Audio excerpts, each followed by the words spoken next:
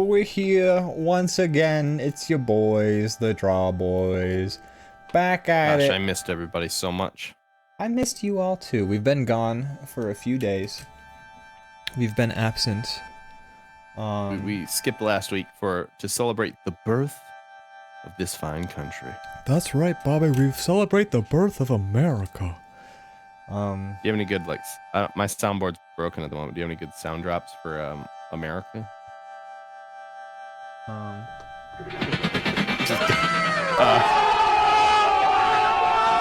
I was expecting you to just do your gunshot one.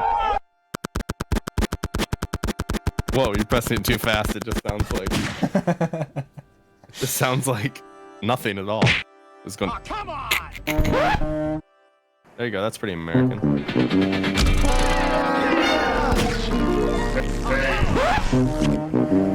Oh no. Sorry. I take it back. I don't want to hear anymore. America. All right. Can we confirm that coastline is American? American coast? Let's listen.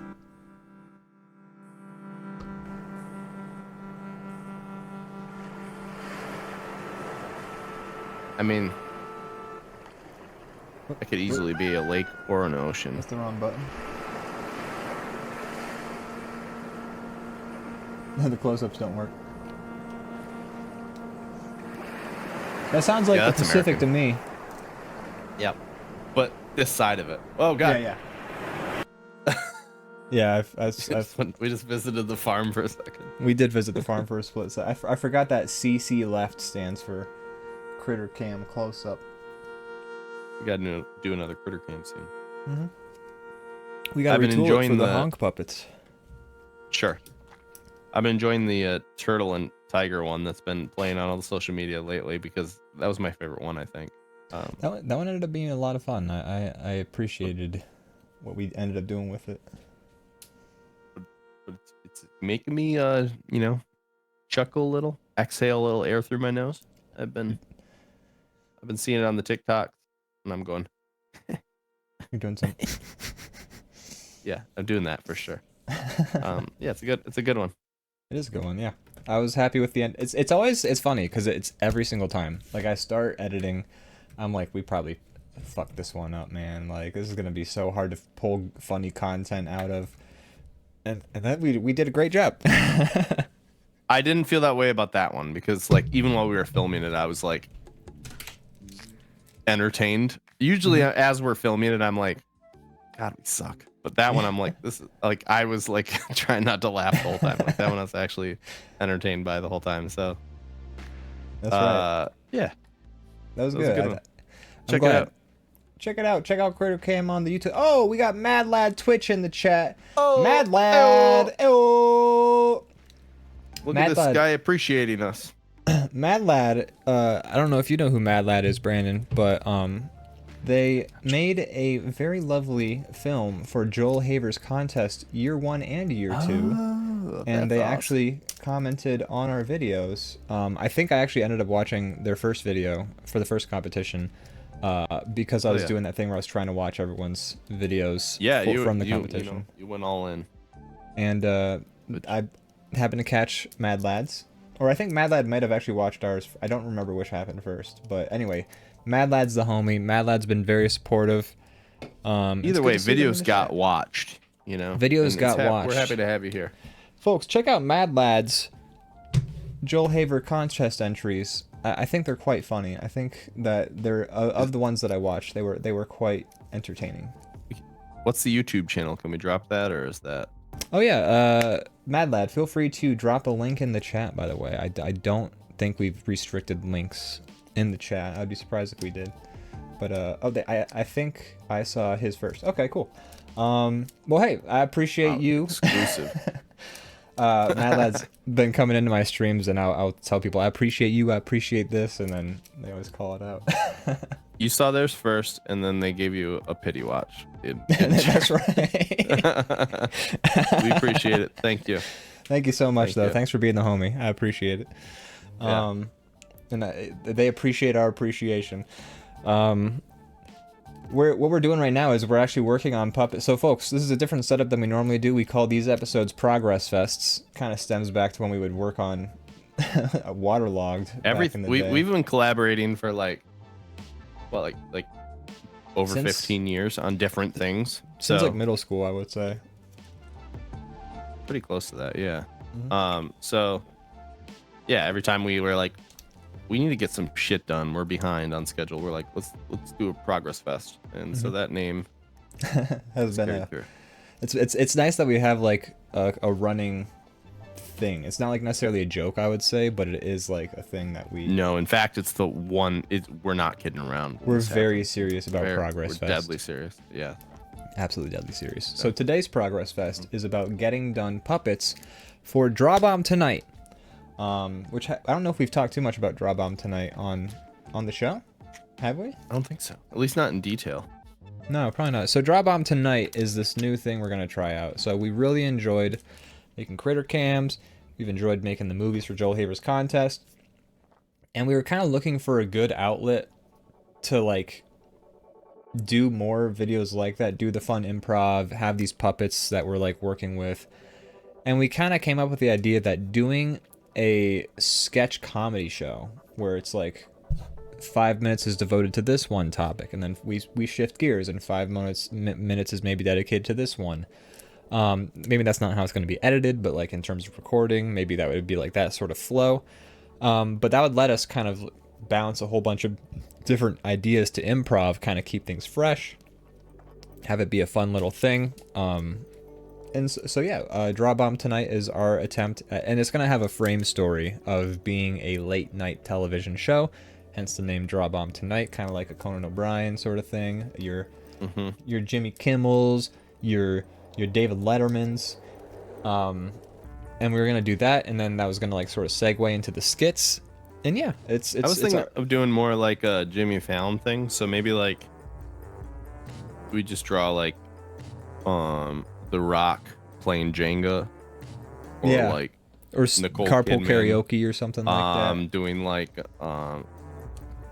Jenga. Sounds really interesting. I love y'all's improv stuff. Thank you so much, Mad Lad. I'm glad to hear that. I'm glad to hear that people enjoy it, because whenever we're in the throes of it, it feels. I don't know if we've probably said this on the show, but like when we recorded Dr. Catastrophe's Fantastic Menagerie, which was this year's entry into the Joel Haver competition, like we finished recording, and during recording, like it feels like a blur, because we're so many moving parts, especially for me, because I'm like running the stream. So like there's like so many moving parts, and it just feels like so overwhelming. And then when we're done, like at least, and we've talked about this, we both kind of felt this way, right? Yeah. Where after we finished filming Dr. Catastrophe, like we kind of went to bed that night thinking in our heads like, oh man, that wasn't funny. That was lame. We didn't do a good job. All the people we were improvising with had a bad time because we didn't give them enough to work with. And we felt like really bad, and I felt bad. Brandon felt bad. And then I started to edit it, and Brandon watched the VOD. And Brandon said once he watched the VOD, he felt much better. And once I edited it and felt like what we had was a good product, I was like, what were we worried about? We had a great time. It was fun. Improv's hard. And I think just in the moment we're like, oh God, this is hard. You know, sometimes you do improv and it just feels natural, and that's rare, but it's nice, and you lean into that. But yeah, we're like, this is not going easy. So I think we just like assumed that was failure, but it wasn't. Yeah. It worked out good. I liked it in the end. I'm very proud of Dr. Catastrophe's Fantastic Menagerie. Yeah. I think what we made was something quite enjoyable. But yeah, it's all like Zenit says, I would like to practice more. Yeah, same. Like it's a muscle. The more you do it, it is 100% a muscle. Yeah, it's fun. We've been doing a lot more scripted stuff, as those of you who follow us a little bit more know. And the more scripted stuff we do, while I'm really proud of that and really enjoying that process, I'm like, I miss the improv stuff. So that's why we're leaning that's a little bit harder. And we figured because we've been working so much on the Empty Head Buffet shorts, it's kind of left the amount of time we've worked on the puppets and stuff for DrawBomb Tonight. It's kind of like tied our hands on that a little bit, so we figured do a ProgressFest episode. Maybe we'll do another one next week if we feel like we need to get more work done. And then that way we could actually we would have an excuse this 2-hour window to get the work done. And we're gonna pass close. The savings on to you, because that's when we right. get this done, gosh, you're gonna be so entertained. Oh my so god, entertained. Gonna knock your socks clean off. They're gonna fly out the window, and then you're gonna have to go buy new socks because your socks will be left clean the off. building. You're not even gonna have to wash those socks because they'll be knocked clean off. They won't be knocked dirty off. You could wear let them get as filthy as possible over the next the next week or two, because when they blow off, it's gonna clean the force of them flying off your feet. It's gonna clean them. They're gonna be so bright you can't even look at them without it burning your eyes. We call that the old DrawBomb spin cycle. Yeah, that's what we always call it all the time. All the time. It's as much as we say ProgressFest to each other, we say the DrawBomb spin cycle. Sure, that's the phrase we use more often. Mad Lad Twitch says, "Hey, hope the stream goes well. I unfortunately gotta go. Well, catch you later. Thanks for joining in. Yeah, thanks for popping in. Appreciation. Appreciate your appreciation of our appreciation. We hope you have a good night. Take care, and I look forward to seeing you around again. But yeah, DrawBomb Tonight is underway. We're actually very close to finishing. I feel like you're closer than I am. I feel like you've been better about it, but I'm gonna catch up to you. I'll be like, oh dang. Oh, dang. Now I feel behind because he caught up so much. Oh man, I feel bad. The interesting thing about DrawBomb Tonight is we actually have been contacted. I'm not going to give too many details away because I don't want to sort of schedule somebody for something that Tom Cruise. Tom Cruise. Tom Kenny. Kenny. He's gonna do his own stunts. He said he's gonna do it. Yeah, that'd be way more exciting than Tom Cruise. I would actually be so fucking thrilled. I would be more excited if Tom Kenny was working with us than if Tom Cruise was actually. 100%. But yeah, so someone who is a professional comedian who has been on television shows has actually contacted us, saying that they enjoyed what we've done with the improv movies and stuff, and that they would actually like to be in an episode or possibly more of DrawBomb Tonight. Which means we should finish these assets so we can get probably like before they lose interest. Yeah. They're like, all right, whatever. I got other shit to do. Yeah. Although they actually said that they've seen the shorts that we've made, and they're very. I've been getting some likes on social media, some stuff I've been posting.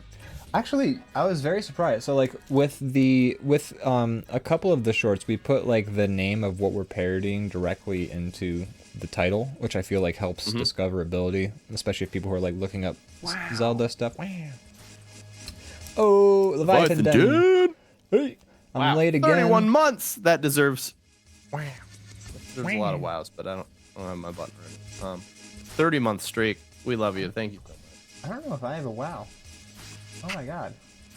I never set up a wow. It says, I'm late again. Last time I was late, you guys said if I was late again, I wasn't welcome. Well, we were bluffing. This time, if you're late again, you're not welcome. So next time, you're good. You were off by one. Yeah. But so check this out. The Indiana Jones and the Interview of Academia, that one got 151 views. But the one that just is titled, I actually changed the title slightly. I made it from These Expensive Goggles Have a Weird New Feature. I just made it These Goggles Have a Weird New Feature because I felt like just that expensive is probably pushing out the word feature, I think, maybe. But that one has 201 views in the last 3 days. And that doesn't have any sort of pop culture name in the title, just says the word goggles. True. There also was the holiday, which I feel like may have messed with some True. stuff. I don't know for sure. But Either I way, mean, I'm because like happy the to get. Spider-Man one and the Zelda one have gotten over 500 views, and that's very Oh, exciting. which one did the best? Zelda? Zelda by 1.1K.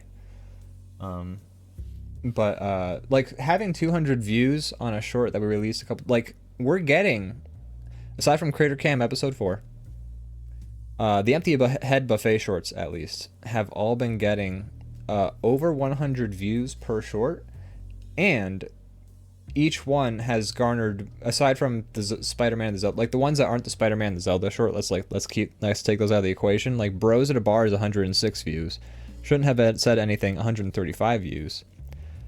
Indiana Jones 151 views, and then the Goggles 201 views. So we are like increasing in views as we go, and that's actually not even the amount of views we've gotten on Newgrounds actually. It is quite interesting. We got front page twice for the empty head buffet shorts, and the Goggles, the most recent short, the Goggles one, has gotten 1,121 views on Newgrounds. So yeah, so YouTube is the difficult place. YouTube's difficult. Well, Newgrounds is not easy too, because like we've been lucky that we've been getting front paged, and that's definitely increasing the view count. You're just basically no one sees you. Yeah. Although on Newgrounds, like we still consistently get above 100 views no matter the short. So yeah, I'm surprised we're only at like, not to be like a poo-poo in our achievements, but I'm surprised we're only at like 1 or 2. I thought we were, I haven't been like checking the numbers, but I assumed we were closer to 5 or 1K, but I guess not. Maybe just for those couple.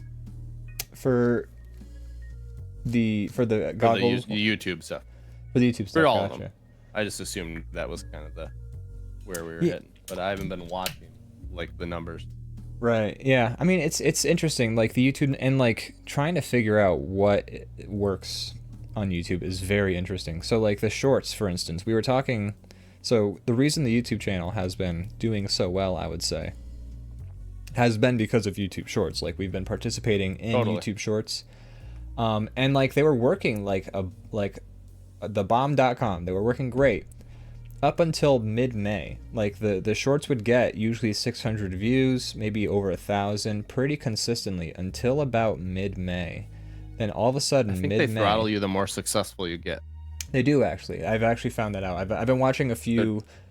Sorry, go ahead. They're trying to get you hooked like a drug, and then they take it away, and then you're like, "What? I'm not getting my views. I need to promote. I need to pay for these views." Exactly. Yeah, I think they're trying to get you to promote. Pretty sure that's how it works. So it's been interesting because I do follow a few. I follow a couple channels on YouTube where it's like tips and tricks on how to be successful on YouTube. I follow vidIQ. Sure. And views are those videos getting? Millions. Oh wow! So it worked. They know their shit. They know what they're doing.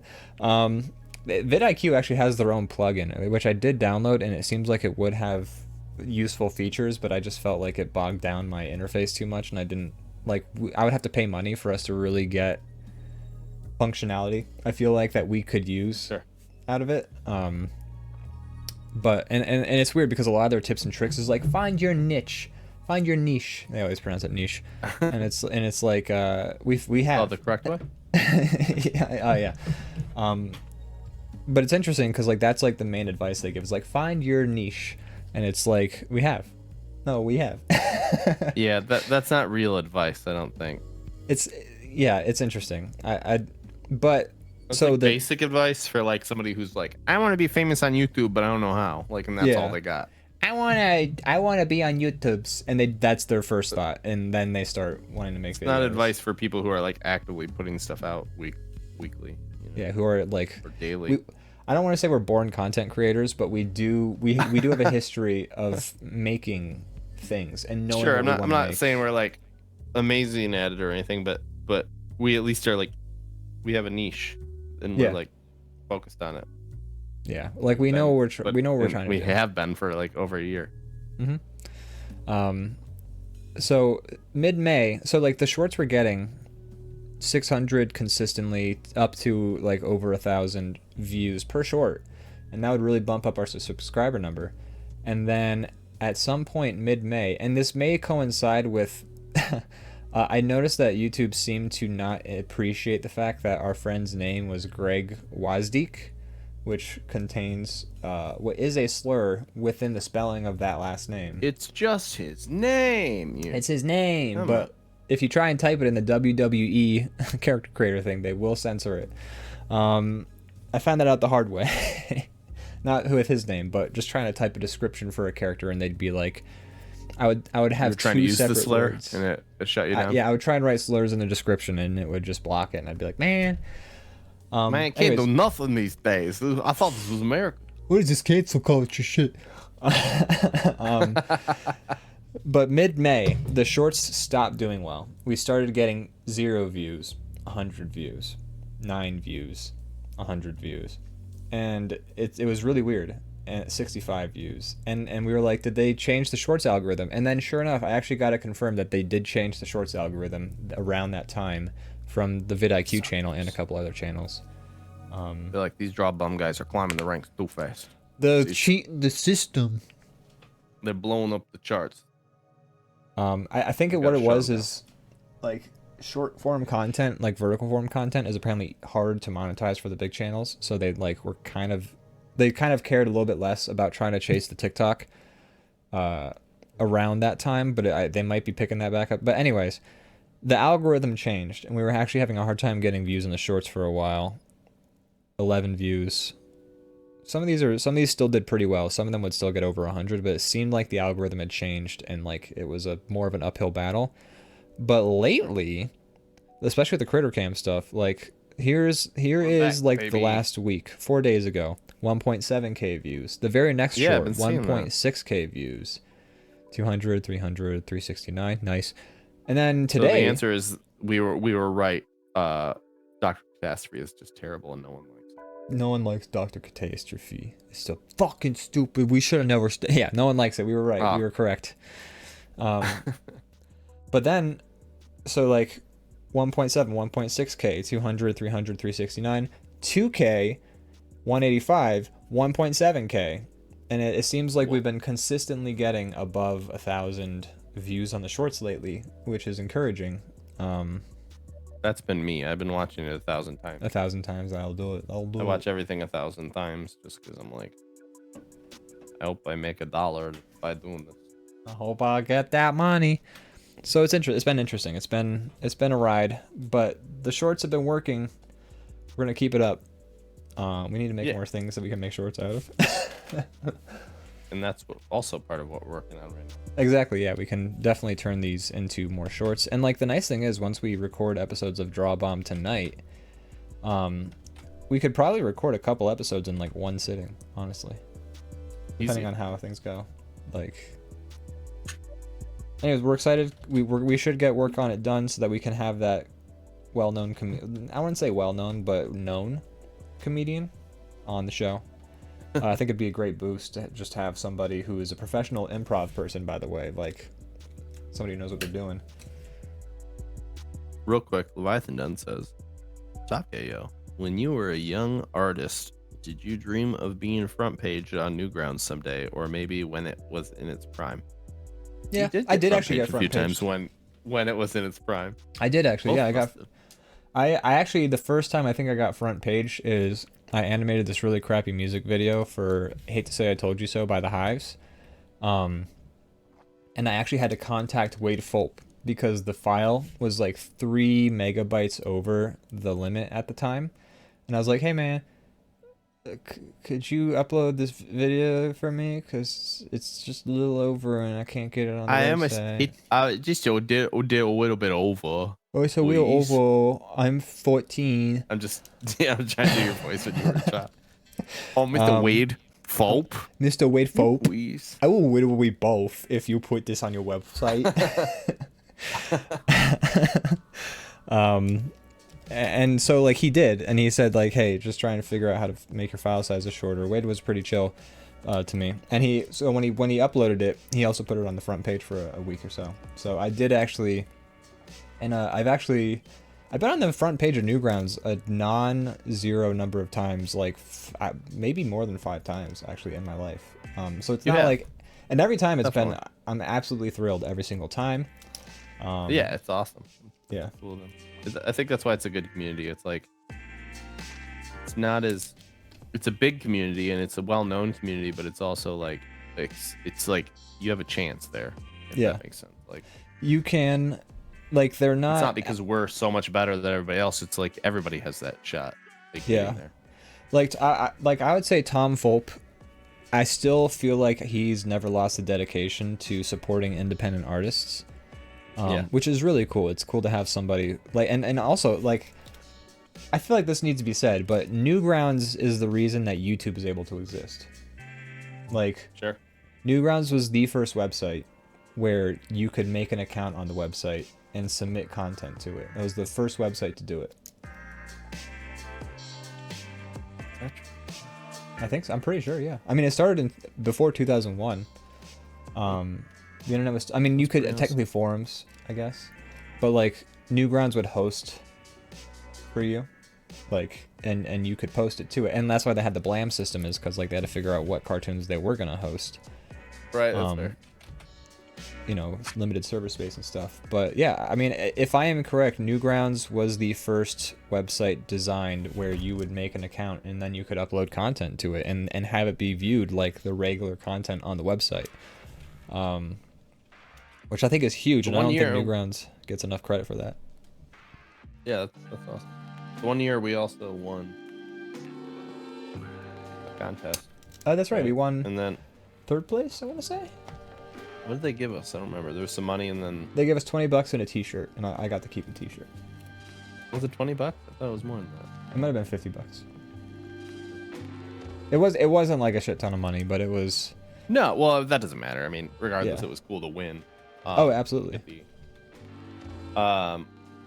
Where's that T-shirt? You still got that? It ripped. Oh no! Not like any, like I was just. Did you go wearing into a state of Hulkamania? I did. I went. "Argh!" No, Yeah, actually, it we've all just, done I think it was just a cheap shirt. It just deteriorated over time. Sure. And that was an award, that shirt. Yeah. It was cool. I had a T-shirt that had the Clock Crew on it for a little bit. I would wear it to high school and be like, Nice. check it out. Oh, I got this shirt for winning a contest. Nice that they let you wear gang stuff inside. Yeah, I was throwing up gang signs. Hey, what would be the Clock Crew gang sign? You'd have to like make a circle, and then like Like a this. bee or Wait, something. You make a bee with your hand. well, I was gonna say you make a clock, you make a circle, and then you use your 2 fingers to make like the. You know how like the clock is always pointing at like 2:30 or something like that, or like 2:45. It's not always point at 2:30. It points at all different times, all day long. It points at all different times, but That's what clocks do. usually a lot of clocks would have their at like an angle that was like this though, so you'd like. Oh, you're saying the clock crew clock. I thought you were just saying Yeah. clocks in general. No, like a Clock Crew clock. You'd like make a circle with Sure. your hands, and then you'd have your fingers go in that angle that clocks. You have to make a Phase up. Tricky the clown with his penis out, but with your fingers.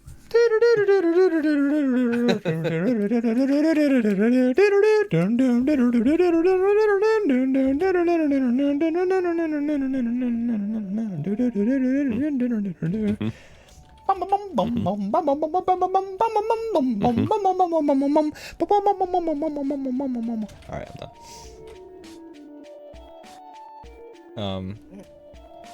Yeah. Cool. Fun stuff. So yeah, we've been there, but it's still cool, it's still exciting, Yeah, and it's absolutely. a good way to get your stuff out there. Yeah, I mean, here's the thing. Theme who says, "Why is the tricky theme not on your soundboard?" I'm missing a lot of things on my soundboard. Yeah, we have so much to get on. Zach, the other day, Zach was like, "You should get this sound on your soundboard," and I was like, And now you have it. "No, I already had it." Oh, Yeah. well, that's good. It's rare, I think, that I have the things that. That one's like, so like I downloaded for your Resident Evil video. I actually did download, like there's like, I have a website. Everyone has a website where you can download like YouTube videos as MP3s. And so I was looking for, it was specifically for when you said you guys really missed out when I fought that big fish, because you did it off stream. Yeah, I did. And I put, what? Go ahead. No, sorry. Go ahead. Well, when you said you guys really missed out, I put this sound behind it. So I was like, yeah. So you were going like, you guys really. So it was like, you guys really missed out. But in order to get that, like, that's a very specific sound that I'd heard in other YouTube videos, which is why I wanted to use it. So I went looking for that sound, and I forget what I typed. I think I typed like deep fried bass meme sound, and what I found was a YouTube video that's like 5 minutes long. That's just like a compilation of all of the meme sounds that you find in other people's videos. That's how I have this.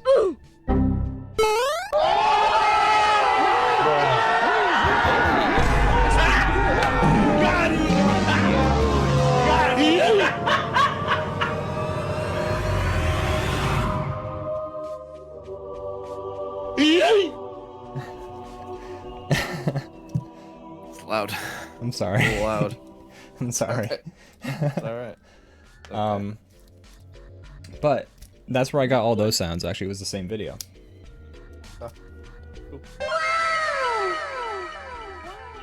So I've had those sounds queued up, ready to go from the beginning. As soon as I had the soundboard made, I just used that video to populate it.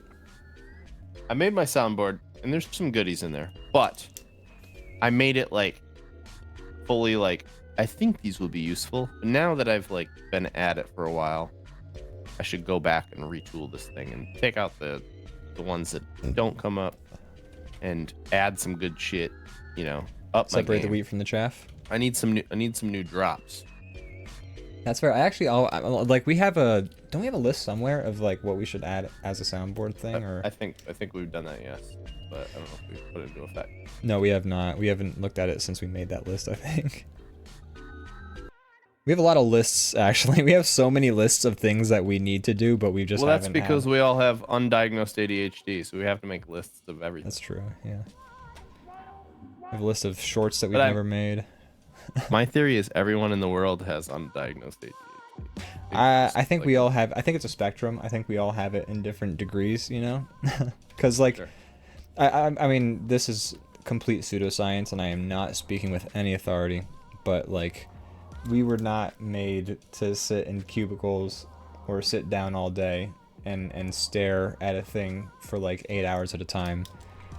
We were only supposed to know like 30 people, and then Yeah. now And you're supposed to kill anyone else. Yeah, you're supposed to kill anybody who got in your way. Yeah. And you're supposed to just like You're supposed to like follow the bison, and like maybe if there were some berries that you could get. Like the reason we all stopped and made society is because we found some berries that made us fucked up, and we were like, shit, like we could just stay and like get fucked up on these berries, and then we made a society around getting drunk. That's I'm pretty sure I read that is how society formed. Is we found ways to ferment fruit so that we would get drunk, and so we stopped. So we stopped being nomadic because we're like we need a place to sleep every night when we're fucked up. Yeah. Oh no, I need someone to scoop me up when I pass out so I don't get eaten by a fucking saber-toothed tiger. We got all fucked up on berries and got drunk, and then we were like, man, like, I got such a killer head. The bison are all the way over there, man. Fuck. Yeah, we got to pool our resources because I feel like shit today. Dog, I'm throwing up. I want to call in. Yeah, I'm calling in. Call in. Hey, boss, I don't want a hunter-gatherer today. All right. All right, fine. What are you sick? Yeah, I'm real sick. So sick, dog. I'm gonna need a doctor's note. This is again complete pseudoscience. I could be complete. I read a cracked article that I think said all this. And that article is cracked, dude. Oh, it was cracked wide open. Cracked. So yeah, what were we talking about? Undiagnosed ADHD. Return to monkey. Return to monkey.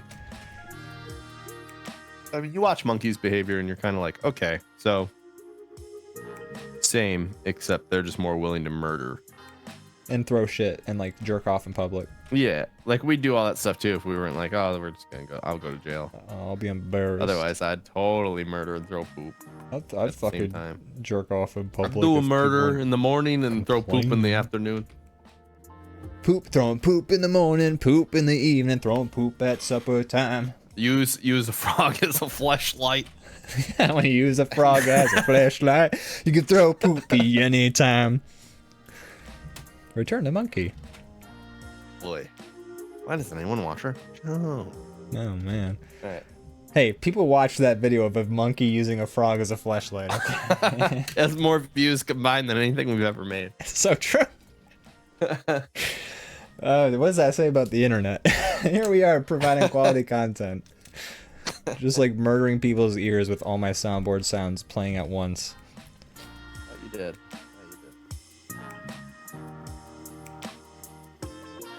Alright, got my basic guy drawn. I just needed you. I did start working on a puppet for the archer.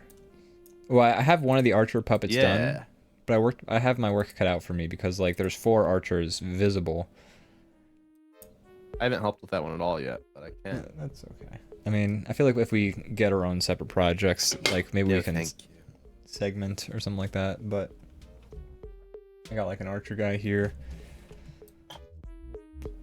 This is Archer 1 or Archer 2. This is Archer 1. Wait, hold on. We should I know our chat, it's like hit or miss. Sometimes we're like popping off, sometimes it's silent. But it'd be cool to have a few sketches or things that we can kind of play off of what they're, if they have requests or things like that, you know, that'd be fun. Or like let them like decide how things play out sometimes. Yeah. What I would love to do is I would love for us to get a bunch of people to leave voicemails for our Shock Jock DJs of like questions. That'd be awesome. We could do that. We could just riff and like answer those questions. Like they're like coming through the phone and it's like, hey, like just someone like sends in a recording. Hey there, I just want to know what should I do. My boyfriend's cheating, and then we'll like respond to that voicemail, and that would be like a fun. We could make it so in our Discord, anyone can leave a voice recording and pretend like they're calling in. And then we'll throw a phone filter over it, and then we'll pick and choose which ones we like. And that way it's not just, I mean, it will probably just be our friends, but it doesn't have to be. If anybody's out there lurking and wants to be part of this, they could do it too. Absolutely. And I've already talked to a couple friends about leaving us voicemails, and a lot of them were just like, I'd love to be an interview on the Shock Jock DJ. I think a lot of people love like interactive stuff, and so like anything like that, you know, it benefits us, and they would have fun. I think. Absolutely. Yeah, that's a good idea. I mean, if things worked out, it would be really cool if like we could just. Like, you know how Therapy Gecko has people call in and then they just actually like give therapy advice? Like, if we could have people like set up a Google Voice number or something like that, and then like actually pretend like we're these Shock Jock DJs for like an hour, record a bunch of footage, have that ready to go. I love that idea, but all those people I think have like moderators. How do you just make sure I mean, I guess maybe that's part of it, is we have to get to that stage. But if we get to that point, we'd probably be able to. Don't just call in and like drop slurs on our stream. Yeah. Like it was like that comedy night game we tried that one time. Yeah, exactly. Like that's what people do when they have anonymity and a stage. Yeah. A literal stage in that game, but you know what I mean. Like, any kind of like there's people listening to what you have to say and no one knows who you are. People just go straight to like horrible shit, it seems like. Yeah, absolutely. So I'd be nervous to just like give a phone number to the internet.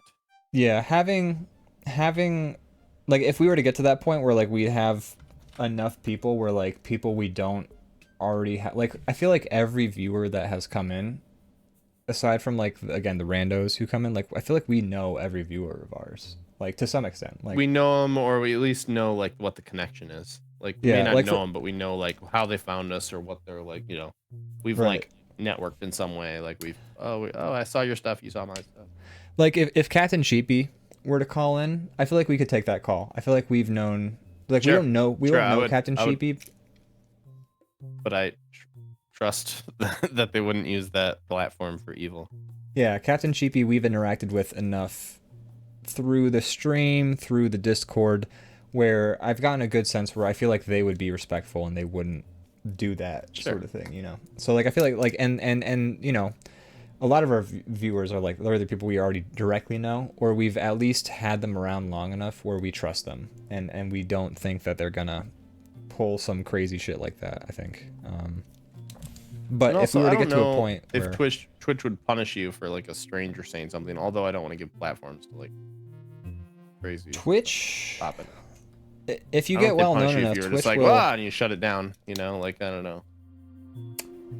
I don't know. Twitch is weird because Twitch will like Twitch has banned big like because we're so small. Like if we do something that's against the rules, it generally passes under the radar, unless somebody were to report us. But big Twitch streamers have like had minor mishaps happen on their stream and they've been banned, not permanently. I don't think Twitch is actually banned. Like someone got fucked on camera one time on Twitch. If you're a big streamer, you don't get banned. You just get, I mean, you do, but you don't get permanently banned. You get like, unless you're Dr. Disrespect. Oh, see you banned. Yeah, he got. Well, it was weird because like Dr. Disrespect was a huge streamer. I never watched him. I don't know anything about what he did. He mostly played first-person shooters, I think. Like he wore a wig and played video games. Yeah, and then the one day he just got banned, and no one ever got an explanation ever about why, but he has been banned since, which has been a weird situation. Hard to believe. I believe it. I'm just saying, like, I feel like somebody has to know. Like, he has to be like, I know. I'm sure doctors, if anyone knows, Dr. Disrespect knows. Dr. Dick Respect. Dr. Disrespect. If anyone knows, respect that dick. The Dick Respecter knows. If anyone knows, it's the Dick Respecter. You know. But it's weird because like that's like the one situation I can think, because like there was like a woman who last year or earlier this year, you know, time is a flat circle, but she was actually relatively unknown, and then one Twitch stream she just got fucked on camera. And then she was banned for 7 days. But then she came back after 7 days. She had so many new subscribers. She did. She had like over 100K subscribers.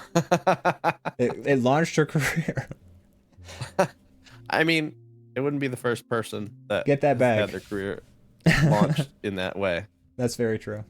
But like what everyone was pissed about was that like fucking on camera is a clear violation of the Twitch rules. Sure. There's some gray areas. That's not one of them. That is not. It was not a gray area whatsoever, and 7-day ban. 7 days. So everyone was like, okay, the rules don't matter. It's like whose line is it anyway? You know, the points don't matter. Yeah. So just depends how the moderators feel. Yeah. Or the official one. All right. So yeah, we wouldn't get banned for long unless we were like actively, I think, like what might be weird is like because we're being these terrible shock jock DJ characters, like I think the point would be our characters would give awful advice. Sure. And that I'm just saying, like, if somebody drops some, you know, says something that we know better than to say, but we've given this like platform. We would probably receive a temporary ban. Yeah. It'll be fun to try it. Oh yeah. I mean, look, we would love to get to the point where we could find out. I think we can do that pretty easily, honestly. Not that like do it real soon, but I don't think that would be that difficult to pull off. No, not at all. I mean, I think our trajectory. I don't want to be over eager. I don't want to be, you know, sort of overly optimistic. But I feel like our trajectory has been solid in terms of. Yeah, it's been, you know, consistent. Mm-hmm. I think the consistency has been key for us. Like we have been, not necessarily like with the improv stuff, to an extent, because we have had like a backlog of material that I've been editing and putting together. And then the empty head buffets have helped out with us keeping a consistent upload thing going. But like because like since Two Dicks on the Beat came out, what, 4 critter cams, 3 Dungeons and Draw Bombs. That's it, I think, for the improv material. Actually, is those 7 videos, which are each like 30, like the Dungeons and Draw Bomb episodes, like 25 minutes each. Critter cams are usually, sorry, go ahead. Good, they're all pretty good lengths. Yeah, and they're like around the length that I feel like we would want DrawBomb Tonight to be. Like they're around that length. Yeah. But like the length of those, or the like, so 7 improv animations I think we've technically released since, or 8 I guess, with 9 if you include the movies. So 2 Dicks on the Beat, Dr. Catastrophe, 3 Dungeons and Draw Bombs, 4 critter cams. That's 9 improv videos that we've released in the span of a little over a year, I would say. Pretty good. And we've also grown. We've grown from under 100 followers on YouTube to approaching 800 in under a year. Yeah. At this trajectory, I could see us hitting 1,000 before the end of the year. Absolutely. I think if we keep it up, I think if we keep it up, good things will happen. Yeah. And You're the Draw Bomb. Yeah, you're the Draw Bomb.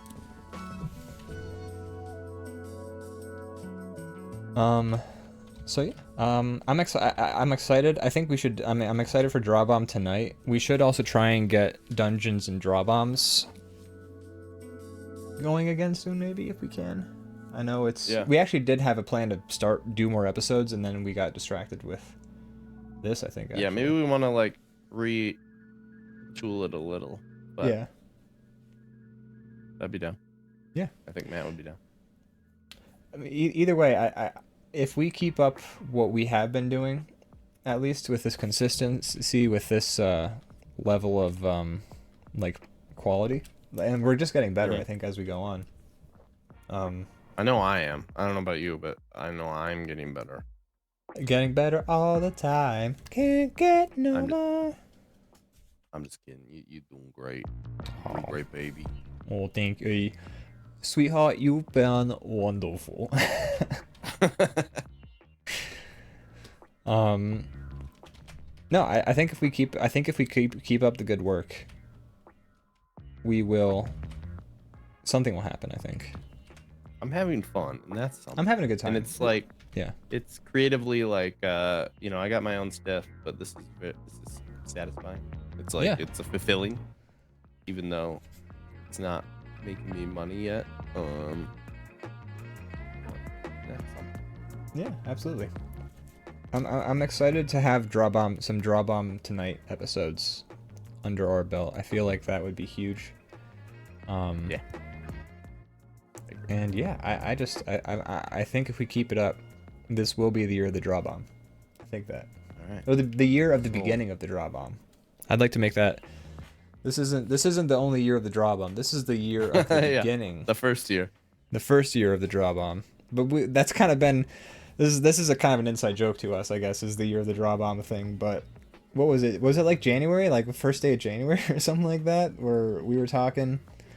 We're basically doing this thing we're doing right now on the stream, where we're just like we recap, batting ourselves on the back non-stop and like getting like motivated.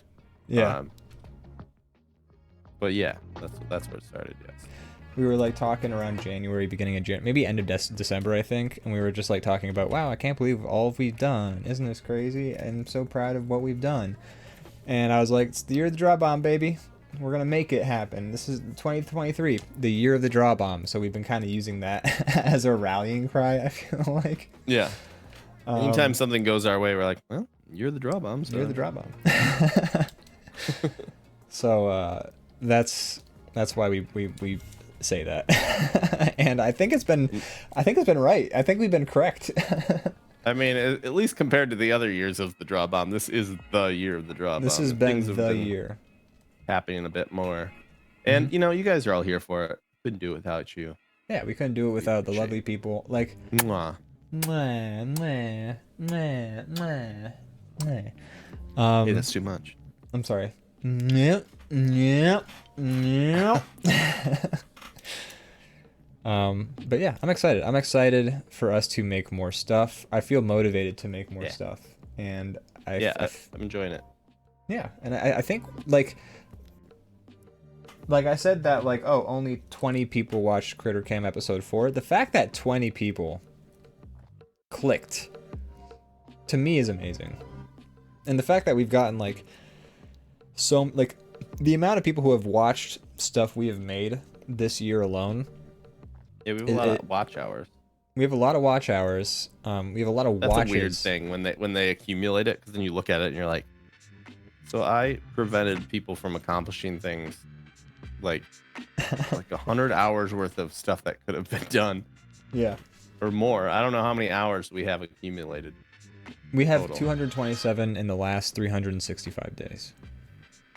So that's, you know, that's strictly uploads. To have taken over 200 hours away from humanity.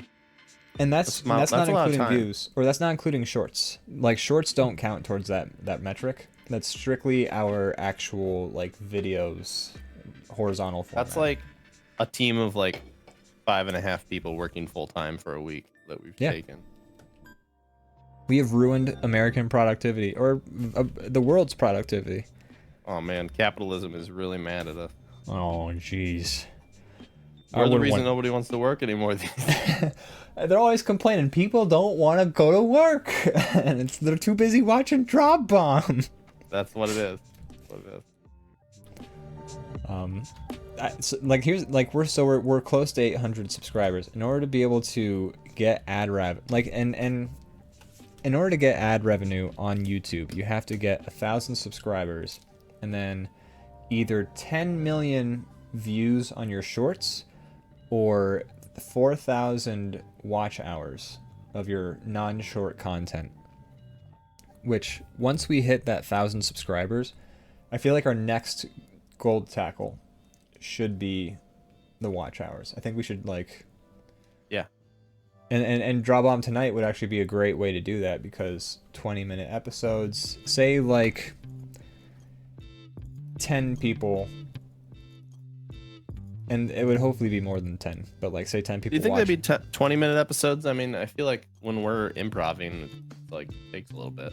I mean, I could see it being like an hour, but like we'd probably split them up so that people don't have to sit through the whole thing, or we could release both the full thing and like pieces. I think we should definitely release the raw recordings. Yeah, be like, here's the full DrawBomb Tonight, and then also like here's each segment, and then also skip it up and like break it up into shorts maybe too. Oh, we'll definitely break them up into shorts, but like in the 20-minute sort of general area, 20 minutes, maybe it could be up to 25. We don't want to go over 30 because I feel like people don't click as often on those. Yeah. But like a 20 minutes, I would say, is what we're kind of shooting for as an average, closer to maybe 25 actually. But what I imagine happening is we'll have a sketch set up, we'll improv for however long we have fun with it, and then depends on how easy it is in editing. But like if we go to different subjects, go to different topics, like that can be a different episode's content. Sure, that's a good point. Yeah. So like what we could do is we could just riff for like an hour with a bunch of different like with one set of puppets. Again, as long as we're having fun, as long as we're coming up with material. But like we could use 5 minutes of that hour for just one specific episode, and then that's like still another 55 minutes that we can just splice into as sketches into other episodes. So it's kind of like, what I like about this concept that we're doing is that not only does it allow for us to be really creative, does it allow for us to like kind of not worry about the long formness of an idea, because we can just kind of come up with a concept and then riff with it and see what happens. But if something is fertile ground for improv, like it can provide, like one recording can provide so many episodes worth of material that we can use. So it's like Good point. economical. I think too. that's something that you can see a little bit more from, as like you got editor brain. I do, yeah. Editing shit for like a year, and it's a good thing. I think you see things in a different way, almost like a director, except you're looking at how to like use footage, yeah, in effective ways. And so that's a good point. It's interesting. I hadn't. Yeah, editor brain is probably. It's like there was a video I watched, or not a video. My one buddy, old roommate. I'm actually going to his wedding in a couple weeks. He sent me a meme once because we're music makers, and he sent me. Music makers love memes. We love music maker memes. But he sent me a meme where it was like a music producer's brain when listening to, or like a normal person's brain when listening to a song. Like, haha, I like this. This is good. I'm enjoying the lyrics. I like this song. Producer's brain when listening to a song, and it's like, oh man, that drop. What time signature is this? How'd they make that wub? And things like that. And it's true. Yeah, and you I can't feel enjoy like things in the normal way. You have to like, you're looking at them from your expertise. it's the same with like us as artists watching animation, honestly, any craft. Like, I'm sure a plumber can't go into somebody's bathroom without just like, it's true. they flush the toilet and like, oh, these fucking amateurs, just from what of it. Like, I have a buddy that does HVAC stuff, and he came to our new house, and he's like, show me the furnace. I'm like, you're free. It's like, and I'm showing him. He's like, whoa, look at this thing. Oh baby, this is old. This is interesting. Look, you don't make them like this anymore. And I'm like, you're okay. We're taking you away from this. You don't get to look at this. we're gonna have to clean up this furnace if you hang around it too long. Get away from my friend. It's actually when we were sitting in the like groomsmen room before your wedding, your brother who has expertise in like being an electrician and things like that. Yeah. He went on like a whole diatribe for 10 minutes, like just talking about the circuitry of the building and like what you could see happening in the rafters and things like that. And it was very interesting. I was actually very entertained and interested in what he was saying. It was. How were they doing there? Were they doing a good job or a bad job? He found things he liked and he found things he didn't like. Like, I give him a C plus. Okay? Yeah, it was like a B minus, C plus area. Interesting. I feel like I wouldn't even like comment on it if it was like efficient. You know, I feel like in that, maybe I can't say because I'm not in that field, but like I feel like my attention would only be drawn to when they fuck it up, and then if it was like put together well, I'd just be like, whatever. I feel like that's the civilian outlook, is like you only pay attention when it's going wrong. But like when it's like us. He's appreciating good handiwork. Exactly. It's like if you're like a normie and you're watching Across the Spider-Verse, you're probably having a seizure because of all the flashing colors going on. And we're just like, how do they even fucking do this? Dude, like, how do they do this? Like, the Paramount logo wasn't even done being on the screen of Across the Spider-Verse, and I was just like, wow, so much work went into this Paramount logo. Yeah, it's true. I do think about, like, the work that goes in. Like, I can't watch it without just thinking about, like, wow. And I'm sure some normie was watching. Planning and work. Yeah, and I'm sure normie was watching the Paramount logo being like, oh, cool, fun Paramount logo. Every time they were in Gwen's world, I was just, like, looking at all the colors and everything. Yeah. God, that movie was great. Yeah, it's probably one of the most visually attractive and interesting things I've ever seen, especially honestly, in animation. When I think about that movie, I have a hard time thinking about somebody making a more impressive animated movie. I truly do. Yeah, it's very. I mean, especially that movie, because it's like the whole concept is there's all these different styles brought into one. But that one's definitely like an example of like an entire team of people pulling something off together. Like, it's clearly a collaboration. Like, there's no way one person could make that.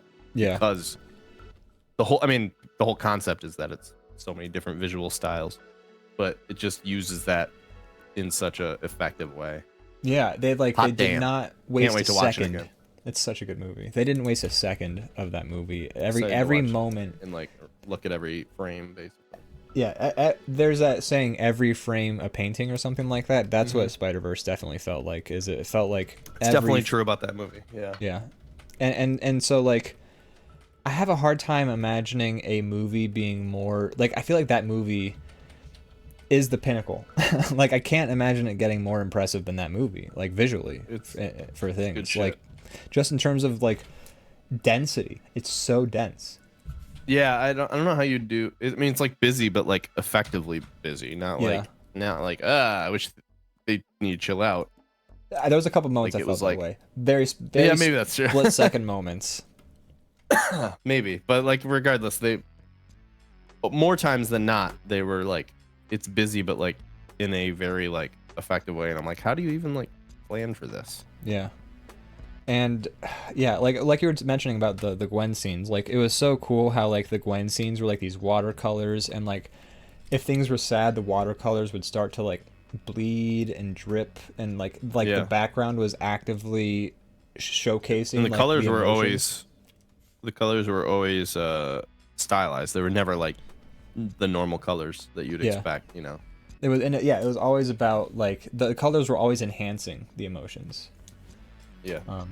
God, what a phenomenal movie, really. And like Yeah. that's not even getting into how good I think the writing is of that movie. Like the plot itself, and Yeah. it's actually interesting because like Anthony Fantano, who everyone knows as a music reviewer, this is like the first year I've ever seen him review movies. Oh, I And didn't so even know that he was. I follow him, but I haven't seen that yet. he's got like 3 channels, so if you're watching one channel, it might have been on like a gotcha. different one, because he's got like That's the probably it. Needle Drop where he does his music reviews. He's got his A Fantano channel where actually I think I watched that one the most, because I watch them all, but like the A Fantano channel is like him kind of having discussions and like more of a open dialogue sort of channel. I actually really love that channel because I think he's just a very intelligent, emotionally intelligent person. He at least knows how to like describe his opinions on things in very like thoughtful ways, which I think is what you want out of a reviewer of anything. Yeah, I don't. Because you don't have to agree, you just have to like Mhm. feel like they're actually smart when they're speaking, or at least explaining why they feel that way.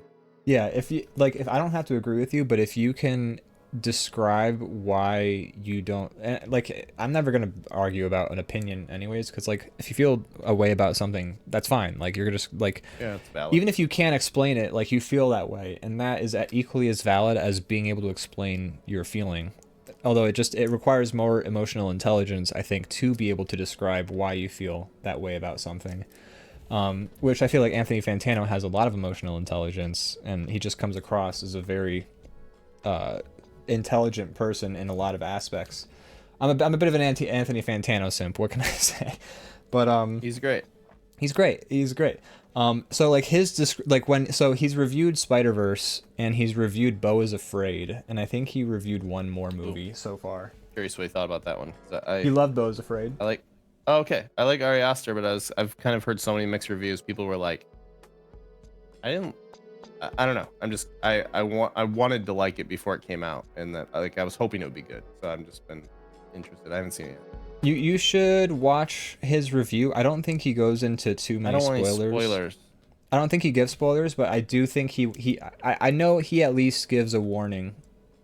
Like Anthony, in a way, even a review is kind of not necessarily spoiler, but it sets me feeling a way before I even see it, which I don't like because that affects my view of it. It will color your when judgment. I'm like, I think. If I'm like, this is supposed to be amazing, I'm gonna feel a certain way. Or if I'm like, oh, this is supposed to be shit, that will also make me feel a way about it. So I just want to go in. I like to go in blind, which is unfortunate because I love to watch all my favorite reviewers are constantly putting stuff out, and I want to watch it. But I'm like, if there's any potential, I'm gonna watch it. I just don't watch their review for a while. I'm actually Anthony Fantano's video is what convinced me to watch. I haven't watched it yet, but his review convinced me to watch Beau is Afraid because of his. I like Ari Aster. I loved Hereditary, and his other stuff is at least interesting, even if it's not my favorite. Yeah.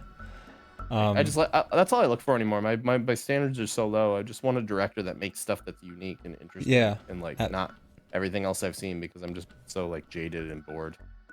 And that's why Anthony Fantano watched it, is because he was just like, I'm trying, like, I don't, he said in another video where when he isn't doing music reviews, he generally watches reality TV because, when he's doing his reviews and stuff, he's thinking so much, like trying to like interpret what's happening in the songs, considering his thoughts, considering like what like emotions he's feeling. And so like when he's done work, he just wants to turn his brain off and watch some people fight. So he's he said that like in his he doesn't watch a lot of movies, which is also why he hasn't done a lot of movie reviews on his channel. So he said like when I do go to like at the beginning of his Beau is Afraid review, he's like, when I do go to the movies, I'm not going to see a fucking Fast and Furious, which I had, you know, I love Fast and Furious, but I get it. He would love But it. that's 'cause he kind of can like turn his brain reality off. TV. It is reality TV for sure. He would love it, but he's, you know, whatever. That's his prerogative. But like he said, when he's gonna go to a movie theater to watch a movie, he's gonna go for something that's different and something that's like unique, and that's why he chose Beau is Afraid. And he was not disappointed. Oh, cool. And like that, and so I think that's at least commendable. Is that like if you're gonna go to the movie theater, you might as well watch the creme de la creme, or at least the stuff that's unique and not like it. Especially, you know, you could say things differently about the past, but right now, unique stuff doesn't really get produced because it's too much of a risk for a theater, or for like theater movies are just too expensive, I think. So, They are. especially now that nobody's buying like DVDs and VHS. Like that was like 50% of their income. And now or like their profit. And now that part's just not part of it. They have to be like 100% a sure thing. Yeah. They can't risk it. Well, also like, do movies need to have like a $120 million, like, don't you miss movies that were made for, back in the day it was like maybe $1 million, but like nowadays that with inflation that's probably like 20 million bucks. Like, don't you miss those movies that were like, it's like we were talking the last episode, Xenoots, who says there's a shortage of emotionally intelligent people in your life. I'm not going to comment on that. But last week Xenoots brought up something which I completely agree with wholeheartedly, is he misses AA games, which, you know, AAA are the ones like your Horizon Forbidden Wests, your this and that. And then you got your indie games, your A games, or B or C even. But like your AA games, where they were made with a budget, but it's not like your crazy budget, and like they have to take some risks here and there because they're kind of doing their own thing. Like, I miss that. I miss those moderately budgeted things that like you're allowed to take a risk. Yeah, I don't know. I miss that. I bet I bet you there's a ton of directors and like filmmakers out there too that would be like happy to, you could argue like, oh, movies cost so much to make, but like I'm sure there's a lot of directors out there that'd be like, hey, if you're willing to, like, if the studio's willing to produce my shit, I'll make it on the cheap. Like, I bet you there's a million of them, a million plus filmmakers out there that would be happy to work on that budget, you know, I think, if it meant that their stuff would get seen. I think that there has actually, like with streaming services, I do think that there's been a resurgence of movies that are made on those sorts of budgets, but because like they're made with the intention of being thrown onto the pile, you know? It's not like they make that and then they give it any sort of promo and care to make you actually want to see it. It's like, hey, thanks for making this $10 million thing. Add it to the pile. We just need shit for people to scroll past on our streaming service before they get to Stranger Things, so that they know that there's other content on the streaming service, you know? I know it's all based on the money ultimately, but I do think everything in the world kind of operates with like it almost swings like a pendulum. Like it goes to an extreme, and then it kind of, because there's like a void where that thing was when it's swinging one way, it ends up going back the other way to like compensate, and then there's a lot of that thing. And it does seem like in movies it's kind of going back. There are more creative stories happening. I've been to the theater more in the past couple of years than there was like a 5-year period where I didn't go at all. Like there's just nothing interesting to me, and now it seems like there's occasionally some things I want to see that are like unique stories that aren't a sequel or whatever. Like it's happening a little bit more, still not as much as it used to, but it's at least there's some more. I feel like it's kind of swinging back a little. I think we have A24 and Blumhouse to thank for that, for in the movie front, you know, because like Blumhouse was making movies for like, you know, say what you want about their business strategy, which I think is fucking brilliant. You know, they were like, when you make a movie for $1 million with the hopes of maybe it'll just make more than $1 million, which has been a winning formula for Blumhouse, and I think A24 is kind of similar. Like, I feel like both are willing to fund more radical ideas, you know, in Sure. terms of like a plot. Especially A24 seems to be really bringing it this year. A24 kind of feels like the new Blumhouse in a way. Does that make sense? Yeah, they definitely produce a lot of, like, almost every one of their stories is. There's a lot of people that it's funny how, kind of going on a tangent, but not really. It's funny how, because there's such an absence of like big budget, unique stories. Mm-hmm. There's a lot of people out there that think A24 is like a filmmaker. They don't realize it's a production production distribution company. Yeah, they're like, oh, A24 is making another movie. This one's gonna be good. And it's like, no, this is just a production company like making people shit or like selling people shit. And it's like, there's so little of that now that people are like, they're like, wow, creative movies. This must be all the same guy making these. Yeah. It's very weird. It's very interesting to see. Weird that that's where we're at.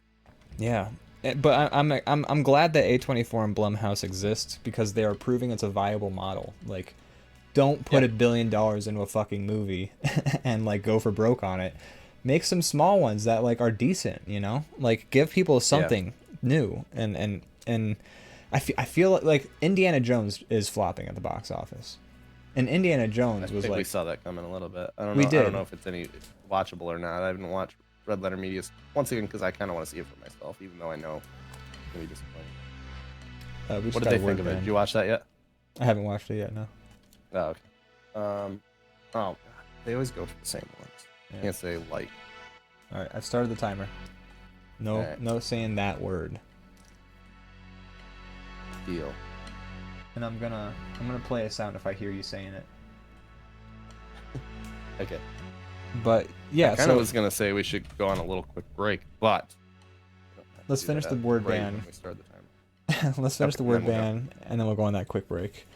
Okay. But yeah, I enjoy the fact that at least A24 and Blumhouse are proving that movies that are like not necessarily like made on a shoestring budget. I said it. But movies that are made on a shoestring budget, they don't have to be made on a shoestring budget. They could be made with a moderate budget, and they can still be a success. And they can be a new, like those X and Pearl movies. Those are like, those were interesting because they filmed both of those at the same time, or like one after. Right. They filmed them one after the other. But those were a unique, not unique necessarily, but they're a new series, or just a new IP, and they've done. It was just a decent. slasher, but I mean, it was like, you know, it's its own thing. It was, you know, Jason wasn't back or whatever. It was just its own thing. Yeah. So yeah, maybe we're starting to swing like. Now that. Are you restarting the timer every time you No, I'm do not. this? No. Okay, good, because I have to pee, and that's part of why I wanted the break. I'm gonna go on the break. If you keep throwing out the word, it's gonna be bad for me. I promise I won't say the L word anymore. But I think so. I think what sort of brought, I mean, I don't know, I can't say what individually. I think it's always, as you said, it's waves, it's trends. Like, damn it. Dadaism followed after like realism, and a lot of art trends are always a response to the previous art trend, you know? Right. So we've had this inundation of remakes, reboots, sequels we don't give a fuck about.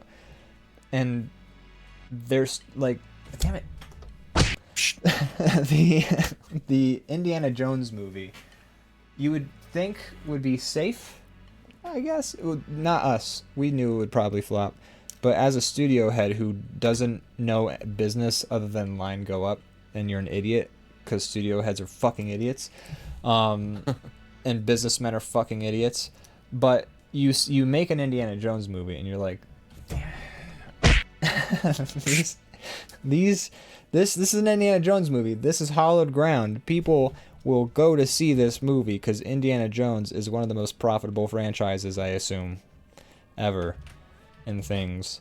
And it's flopping right now because, number one, real quick, you said it's flopping, but that didn't. When you said that the first time, my brain didn't register the fact. I thought you meant it was like getting bad reviews. Oh, for me. But oh god, a bone broke that time. Yeah, that button's right above the punch button. It's not making money in the box office. From what last I've heard. Now I haven't. That's checked. hard. That's surprising because like, even though we obviously could expect it to be kind of a shitty movie, maybe. I'm still surprised that it hasn't gotten every like dad in there. Yeah, let me check real quick. Let me check the numbers. Oh, did I do it again? You did, yeah. Thanks for not breaking my bones that time.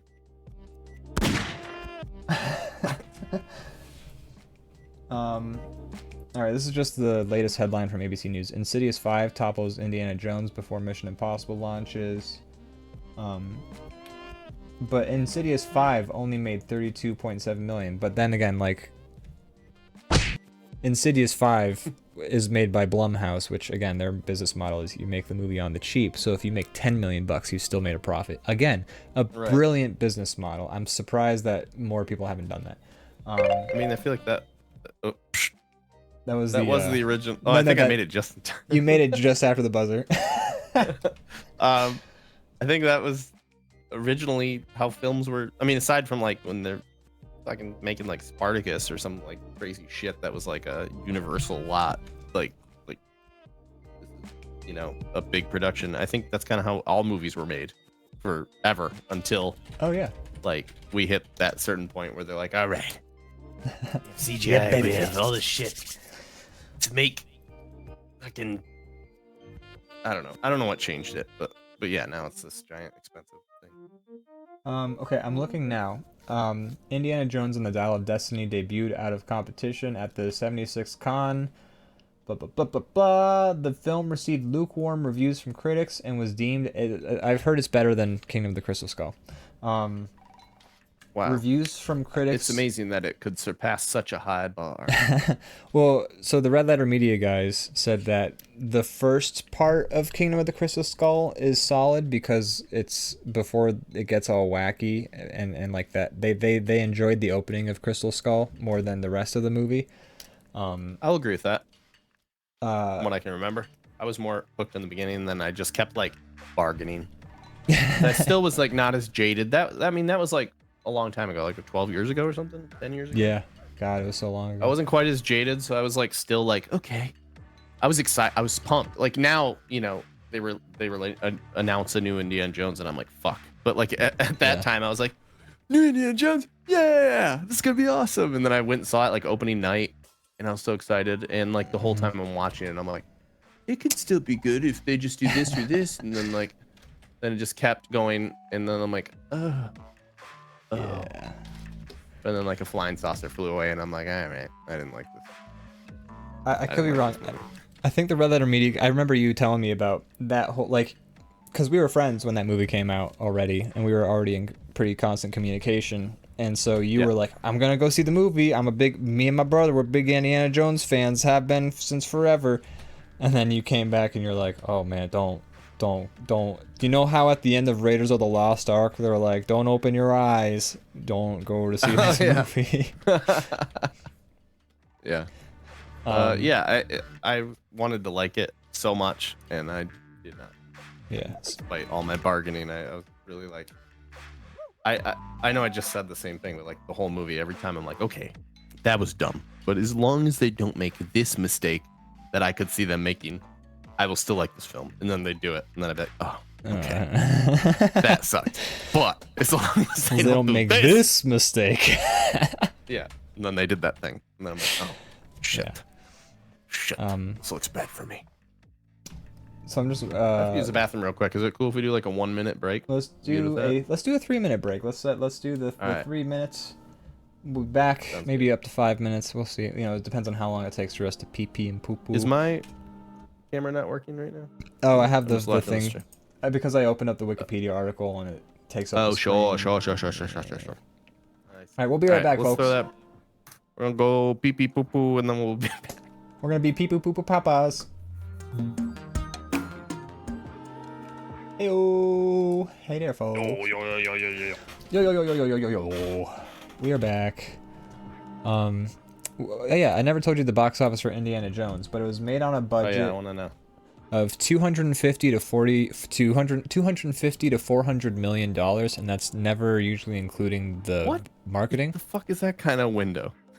That's like Yeah. it was either $250,000 or $500,000. It's somewhere in between, or $500 million. Yeah, it's either $250,000 or almost double that. We No. don't quite know. I was saying it wrong. $1 billion. That was just dramatically different. It was either Yeah, $250 $250 million million. or almost $500 million. Yeah. It's wild that movies cost potentially half. Like the Fast and Furious movies, they make it back, but they cost $500 million. What? A movie costs $500 million. What the? What are we doing? And right above that in the paragraph, with reported budget range of 250 to 400 million, it is the most expensive film in the Indiana Jones film series, as well as one of the most expensive films ever made. So it is in the upper echelon. Oh my god! And guess what it's earned in the box office? And that's not including marketing. They don't include marketing. Why would they spend? Maybe this will kill it. Maybe this will kill the thing we've been suffering from. Well, that's why I brought it up, is because if Indiana Jones is not going to make that money back, like then nothing's safe. What series is more beloved? You know, people are getting fatigued. They're getting fatigued. And it's showing. Even like Marvel, like even I know, we like the average viewer is kind of like bored of that stuff, but like even the like Marvel people are starting to be like, okay. Like the fact that Marvel fatigue has officially become like in the lexicon is saying something, you know. And it affects even the Marvel people. I mean, I think that's the important part, is because like I think the diehards, there was usually the like diehards are like a kind of a small group, but the diehards of the Marvel thing I think were like big enough to keep it afloat. Yeah. And the diehards even are like, okay, this is getting a little much, okay? Yeah.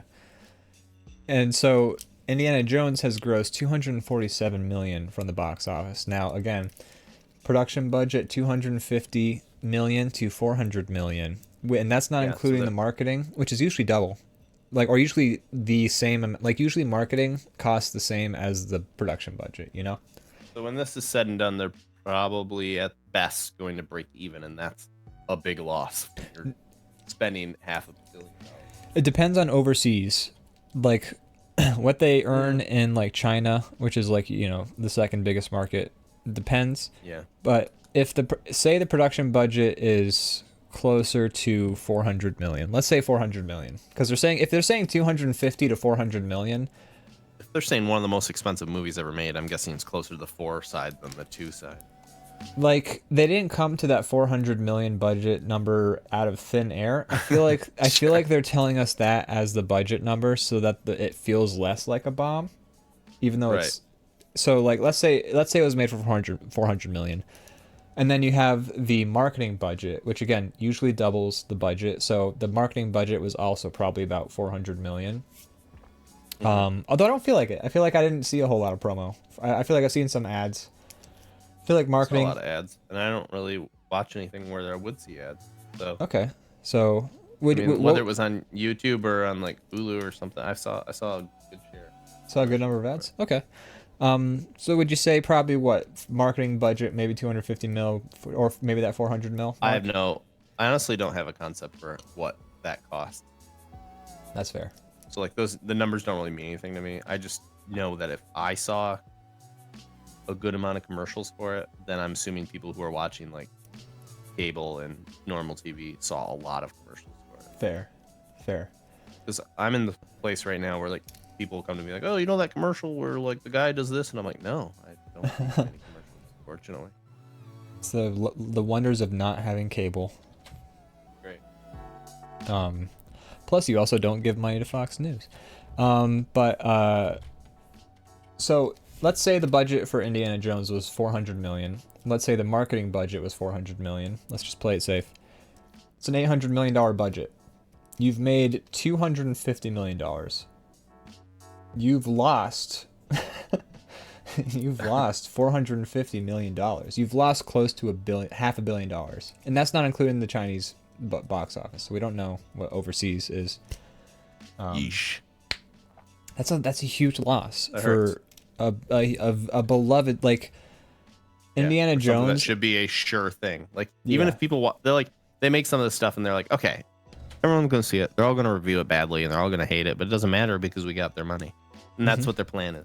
Yeah, So they don't care about, like, I mean, sure, if people love it, great, that's a win. That's a, you know, it's not like they are that jaded that they don't give a fuck. But they're like, even if it does suck, we're getting our money. They're not but if actively that doesn't happen. yeah, they're not actively trying to make a bad movie, but they don't care if it's a bad movie. Exactly. And so the fact that, so that's why everything's sure things, because they're like, whatever, we'll try to get a good director, we'll try to, like, make sure that it's good, but, like, if it's not,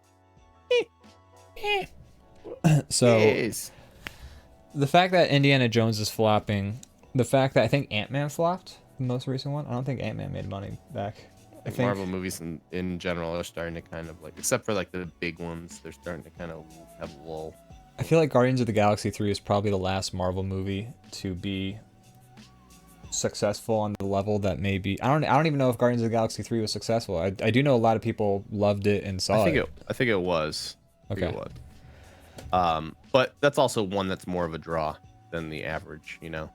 Yeah, well, I think that's a series within the Marvel series that hasn't had a miss, I would say. I feel like people still appreciate generally. Yeah. They're all at least, like, they're all definitely watchable. Yeah. They're probably some of the more watchable movies in the Marvel canon. Yeah. I would argue. So, like, Indiana Jones flop. Marvel movies are flopping. It's actually funny. Somebody had mentioned, I think it was actually Red Letter Media, where they were talking about how back in the 90s, Marvel was actually going through a bankruptcy because they had flooded the market with so many comics that they stopped seeing a return on their, like, investments. And they didn't learn their lesson.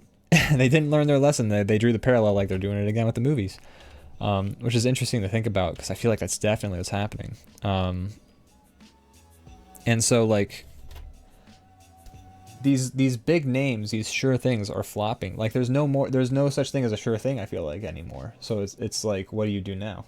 You probably fund low budget unique concepts and see if, like, the pendulum is swinging back, baby. The pendulum, it is very much a pendulum, and it has to swing. So and I'm sure, you know, in however much period of time it will swing back to this kind of annoying shit, but we'll probably get to some watchable stuff here soon, maybe. I don't know, maybe in some capacity. Maybe we'll create either some the new game franchises. will change or something. Some new franchises that they'll then exploit 30 years from now. Like, we'll get, like, a movie next year or something like that becomes a franchise, and then 30 years from now they'll start making reboots and sequels of that.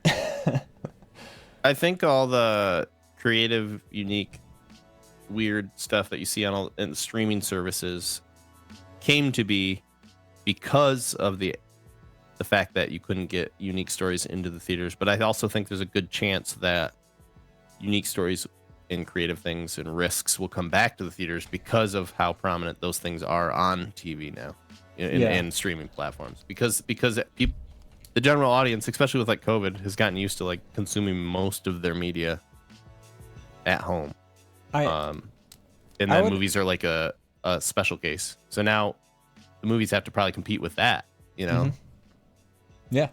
And I would actually, so, like, streaming services were also putting on reboots, sequels, things like that. But I feel like streaming services I think we're going to start seeing the wane of streaming services. We're going to start seeing the ebb.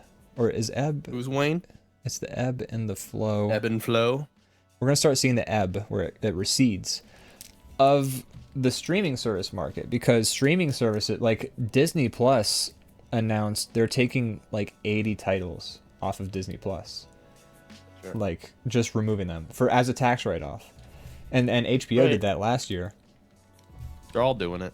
They're all doing it. So it's like, okay, so we thought streaming services were the move because, oh, these titles will be made and then they'll be available forever in perpetuity to an extent. And that's clearly a lie because now they're being taken off as a tax write-off. So it's like, okay, so if streaming services are no longer safe to make content, because also Netflix and Hulu put out a number of shows aside from like The Bear. They've put out like a number of shows that I have watched and enjoyed and became a fan of, only to find out they canceled it before the next like one season in. Netflix will do that. Netflix has released a number of original shows this year that people have said they liked. There have been one of Netflix's number one releases this year, they canceled. Like before, like they like got like one season in, and then Netflix canceled it, even though it was like one of the top watched shows in maybe not like America, like northern United States regions or something like that. I don't know. But the point is, like, streaming services are no longer like the safe haven for content that maybe people like I thought they might have been. And so what I think is going to be the next big content boost might be like YouTube and streaming. That's true. Because I mean, YouTube is like, people who are on YouTube are getting huge budgets now, and like Mr. Beast just fucking sunk a train into a hole yesterday or something like that. Whoa, gotta watch that one. And so, like and YouTube, like the creator has,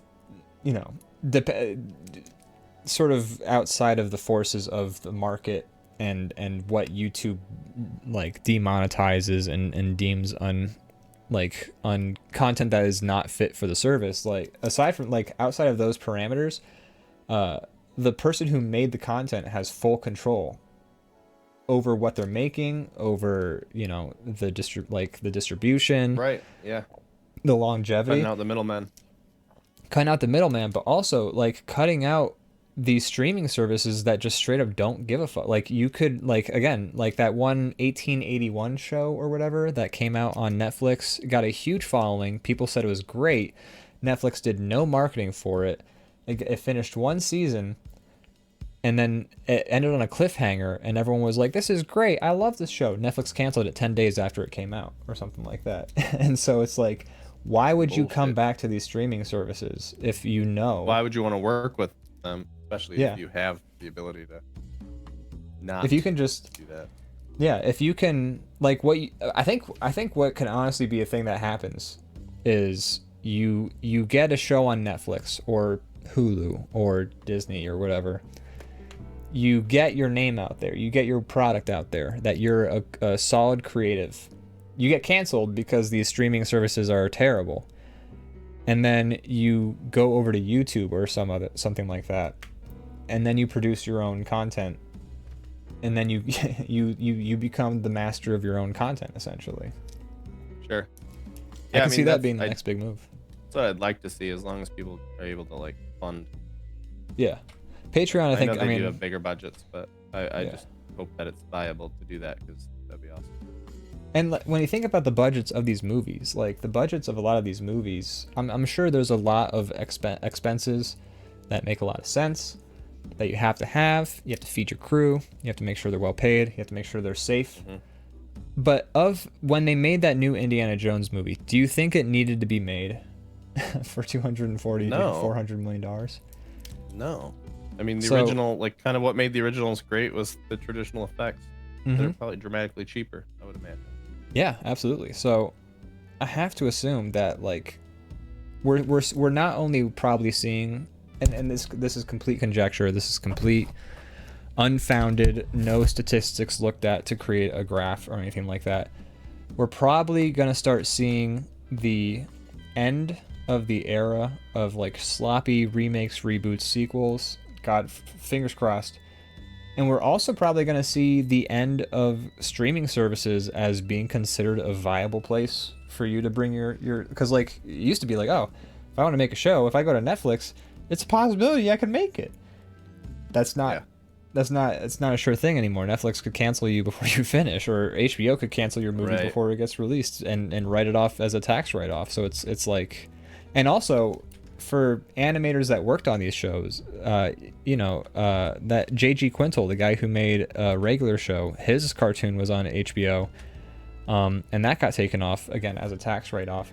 All the people who worked on that show, it doesn't exist anymore. All the people who worked on that show can't technically use it as like their resume because the show like they can't point to it, be like, I made this. I can't send you clips of it. It's been removed. That's wild. Which is disgusting in my opinion, by the way. Yeah, that should be.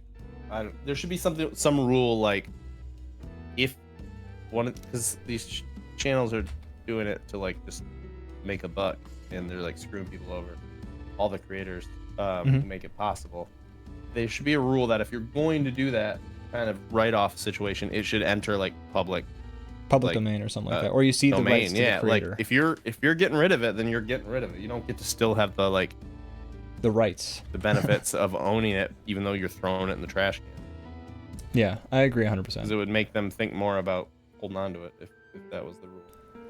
So I think we're because now streaming services are straight up just abusing their authority. I think we're probably going to see people move away from that being their goal. At least people are going to be like less. That won't be the first place they go. Now I don't think YouTube right now is the replacement yet, because YouTube has its own slew of problems with like demonetizing creators for just talking about unfortunate things or this, that, or the other. I don't know, but like Meat Canyon is pretty successful on YouTube. He makes animations. Yeah, his stuff is unhinged. His stuff is very unhinged. But he's got no oversight. Like he just makes what he wants. Aside from like the only oversight is like, will YouTube demonetize my video? Right. Will people click on the link? But I don't know. I think streaming services have played their hand, and I think we're gonna start seeing people move away from that. I don't know. The thing is, viewers, streaming services, as far as like consumers go, no problems. Like the average person does not know about all the inner workings, and they're just like, true. They love the convenience and all that. So there's still people willing to buy the product. So for that reason, I think they will be just fine. But the issue is, I think creators won't want to go to them as their first option. Although a lot of people don't have options. When you're trying to make something, like, yeah, it's not many avenues for you to just put your thing out into the world unless you're willing to go through these people that are all shitty. Yeah, you gotta eat a bowl of shit before you can make that stuff. But like, yeah, I'm not. Even the viewers, like, there was an audience for instance, Inside Job on Netflix. It was one of the most watched shows on Netflix. They canceled it. That's a good point. Is like thinking about the people that are gonna be disappointed that their shows all go away and they're paying for this, and they're all the stuff they want to watch is gone. That's a good point. Yeah. You get like I'm pissed. Like I get invested in these new shows that are coming out thinking, okay, well, there's a chance if I see that the show is even doing well, I might think, oh, this show might get more seasons. I might get to watch more of this show I like, and then the streamer just cancels it and might even take it off of the service. Like that's gonna happen. Maybe it hasn't happened enough. We haven't quite hit that breaking point, but like if it keeps happening like the way it is, I mean, Netflix has been losing market share constantly, and Netflix is one of the most notorious people for canceling shows in their prime. And now what, HBO's doing that, now Hulu's doing that, like they're all doing it. They're removing so you can't even enjoy them after they're done. They're just gone. People are, it's gonna hit a point where like people get sick of that, I think. Right. Yeah, true. I mean, with everything, you can only get away with it for so long. Yeah. And these companies, because they're just like looking at the bottom line, will push it until it hurts them. Yeah. And it happens every time. Like there's only a few, I feel like companies and studios and things that are like, okay, instead of staring only at profits, let's look at how is this going to play out. Let's try to look further than 10 feet ahead. Yeah, that's exactly what it is. It's not paying attention to long-term viability. It's all about short-term gains. But the thing is, the way these big companies are all set up now, it's like there's not really much advantage for long-term gains because there's so much turnover. They're all designed to fire you after 3 years and you have to go find a new job. Mm-hmm. Yeah. So no one gives a shit about whether this company is going to be around unless you're like John Sony. You don't care about the studio because you're not going to work there for more than a couple of years, and then you're going to go somewhere else, then you're going to go somewhere else, and then you're going to go somewhere else, and it's just going to keep flip-flopping. So you have no incentive, or there aren't pensions or anything anymore. Nobody's stuck to their company. I want this company to succeed because there's no advantage. Yeah, absolutely. Which is, again, that's cannibalizing their own ability to create this stuff in the future. If this continues as a trend, if people don't view these services as the safe haven sort of job sort of thing, then you don't care. Then you just maybe you get a job at Netflix, maybe you make a season of your show, you're like, cool, I made my season, hey folks, check me out on this website or YouTube or whatever, where I actually make the shit I want, because Netflix canceled me after I finished my season. Hopefully that's what happens. I hope. I mean, like we talked about, it's a pendulum. So I think that there is a pendulum in motion in regards to that. Which way it swings, I don't have the answers to that. I'm not even in the fucking business. I'm just an outsider looking in at the. We just watch shit. We just watch shit. But if it's starting to seem like viability seems much more like a thing outside of these streaming services, like on YouTube or something like that, than it seems like it would be in these sectors. So I don't know. I don't know what the creators of these shows are feeling, because I've never talked to any of them. So what do I know? Sure, fair enough. But still, it's interesting to speculate and all. Yeah. We're not in the industries, but we are creative. We're industry adjacent. We're not in the industry, but not because we don't want to be. Yeah, no, we are not in the industry because no one will hire us. They don't want us there. They don't want us. So check out our YouTube channel. There you go. There you go. Yeah, I don't know. Fuck all these streaming services and their bullshit. And also, on Hulu, for instance, you can't watch the D&D episode of Community. Oh, right, because there was blackface in it, right? But it was blackface. It was as black. It was the color black face. He was like a dark elf. He was being a dark elf. And it was a pretty clever joke, because everybody's like, "Oh, you should not be doing this," and he's just so unhinged that he doesn't get why it's bad. Yeah, and it's not even real. It's not real. I'm not the person to be making these qualifications, by the way. Look at my lily white skin. But I think we can all agree that shit was not blackface. That was him. He painted charcoal on it. It's like a charcoal mask almost that you use to get the port. It's not blackface. And they call him Al Jolson once in the episode as a reference to the jazz singer. Yeah, it wasn't actual blackface, and also there's jokes about how this character is the wrong one. No one's the joke isn't. Yeah, I don't know. And that's one of my favorite episodes of Community. That's one of the best episodes of Community, in my opinion. It's one of the best ones. I didn't realize it was gone. That's unfortunate. It's not available on Hulu because these streaming services don't understand. They just don't get comedy. There's episodes of It's Always. I didn't realize this, but last season of It's Always Sunny in Philadelphia, when they went to Ireland, there's an episode called D-Day, like Mac Day, but it's a sequel called D-Day. Yeah. But it's not available on Hulu. I didn't even know it existed. And the reason for that is because Dee does her character Juanita, her Mexican character that she's like putting on brown face for. Again, Gotcha. the joke is that she is doing something terrible and people are calling her out for it, but because of the It's mere weird. existence of Weird those that we're at this scenes. place. I mean, you know how I feel about this. I always get all like fired up every time we're like, even when it's not the topic, if it's like adjacent to the topic, I get all like mad, and you guys are like, okay, you're on some other thing than we are. I just get mad about the whole like idea of like people get mad about characters who do bad things, and it makes me so frustrated because I'm just like, you're allowed to write a bad character who's evil or stupid or mean or terrible. You're allowed to write that as long as the audience isn't like, it's not written in a way where the audience is like, yeah, we don't have to sympathize with the yeah, you're not sympathizing. You're looking at this person like you're fucking dunce. You're an idiot. You're stupid. You're bad. I don't know. It's just frustrating when it's like people are like, wow, they really shouldn't have done this, and it's like, what? Yeah, that's the point. It's the agreed that character shouldn't have done that. They're a bad person, or that's why there's.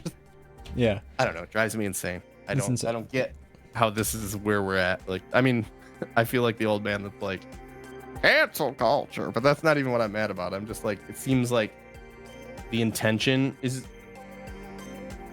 It's like it's misguided. It's like this energy could be used in the right place, but you're missing the bullseye so dramatically that it's stupid. It's all these companies that are doing crazy unethical things in the first place, like taking their shows off of the service to make a tax write-off.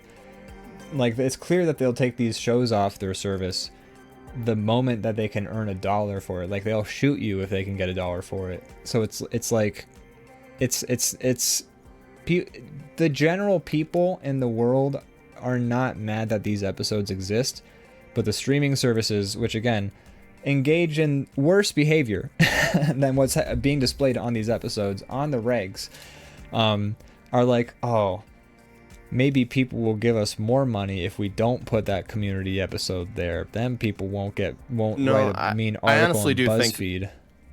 I honestly do think they have a hair trigger for that stuff because the people are. There is a big group of people that are just like I see this sentiment all the time on social media where somebody's like, can you believe there was an episode of Seinfeld where they drugged a woman, blah, blah, blah. And it's just like, it's that they're talking about the episode of like where they drug the woman to play with her toys. They feed her turkey so she falls asleep. And it's like, and they're doing it like a gotcha moment. Like, can you believe this show was made this way? Bet in the past, they wouldn't get away with this now. And it's like, what are you talking about? Like, it's still funny. Like, it's yeah.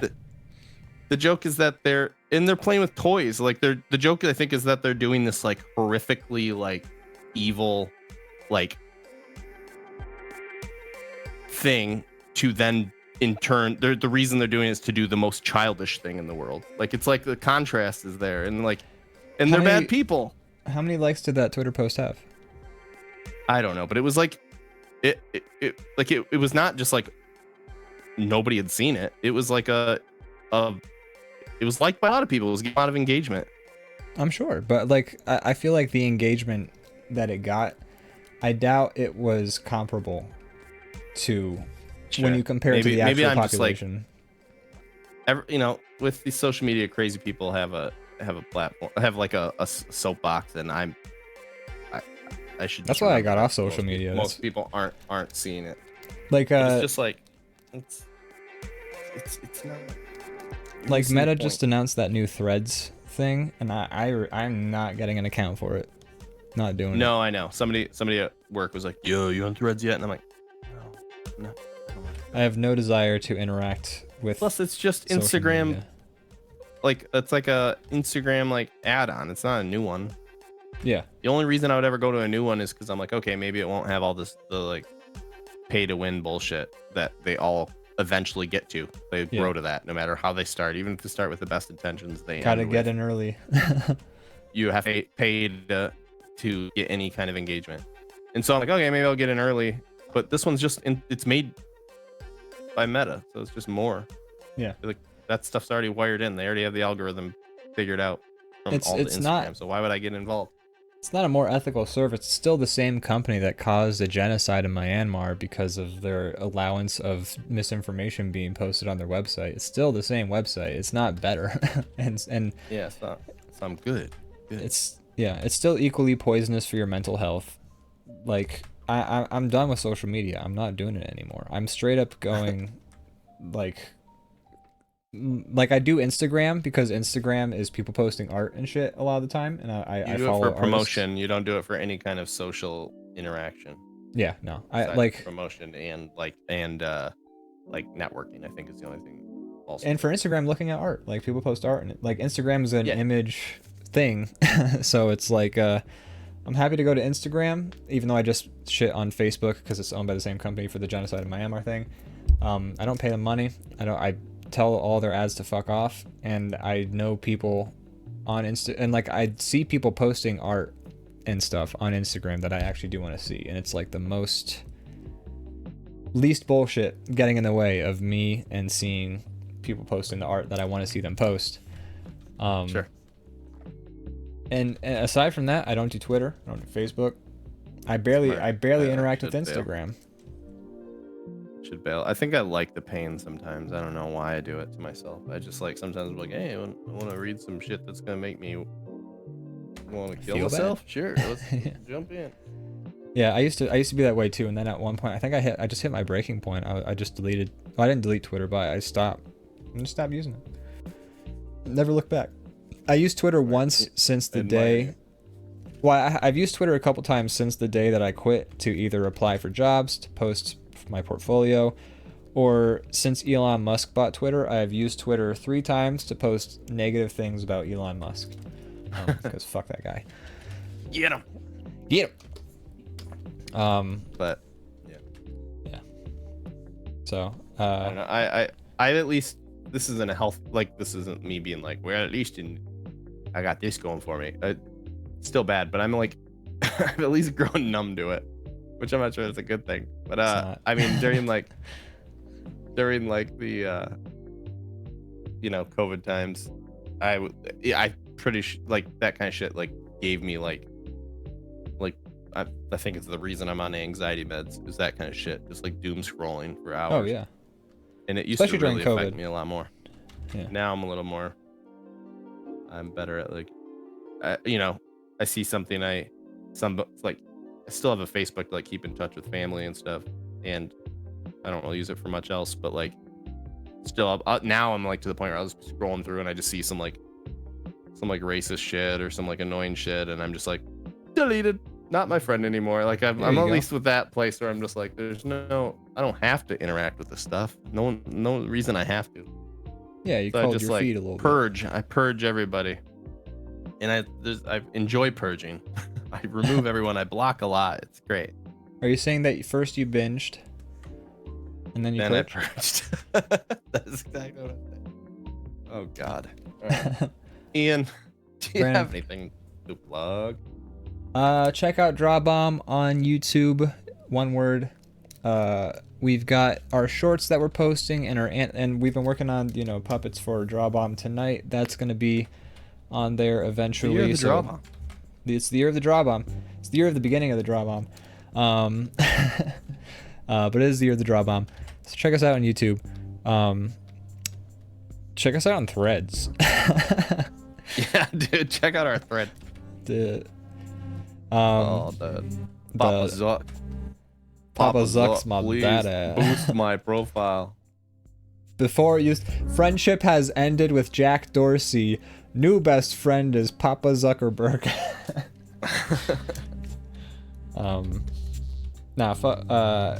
Yeah, check us out Papa on Papa Zuck. I'm gonna Papa Zuck right now. No, check us out on YouTube. Support our channel. We hit 750. We're down to 744, I believe, last time I looked, or 46 or something like that. It always goes up and then it sags a little bit. It's to be expected. They want to keep us on our toes. Yeah. People They don't want I you to guess feel too click the good about subscribe button and then decide, never mind.